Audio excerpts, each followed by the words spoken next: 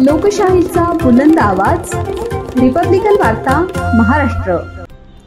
फुलंब्री देवगिरी साखर कारखाना संचलित गिरजामाता विद्यालय व श्री संत सावता गुरुकुल विद्यालय येथे हर घर तिरंगा शासन उपक्रमांतर्गत स्वातंत्र्याच्या अमृत महोत्सवानिमित्त ध्वजारोहण, संस्थेचे कोषाध्यक्ष, देवगिरी सहकारी साखर कारखान्याचे प्रशासकीय संचालक तथा श्री संत सावता गुरुकुल विद्यालयाचे शालेय समिती अध्यक्ष योगेश मिसाळ यांच्या हस्ते दोन्ही ठिकाणी ध्वजारोहण करण्यात आले।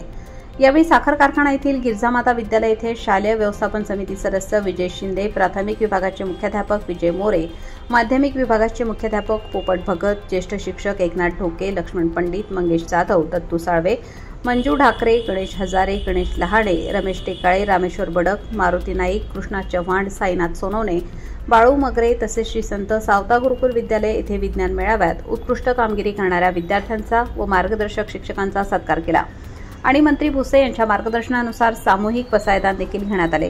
या प्रसंगी गुरुकुल विद्यालय माध्यमिक विभागाच्या मुख्याध्यापिका श्रीमती कल्पना उरणकर, प्राथमिक विभागाचे मुख्याध्यापक आप्पासाहेब चव्हाण, काकासाहेब काकडे, सर्व शिक्षक, शिक्षिका, कर्मचारी आणि विद्यार्थी मोठ्या संख्येने उपस्थित होते। रिपब्लिकन वार्ता Maharashtra वृत्तवाहिनीसाठी Aurangabad Marathwada उपसंपादक Akbar Shah. Subscribe now and press the bell icon. Never miss an update.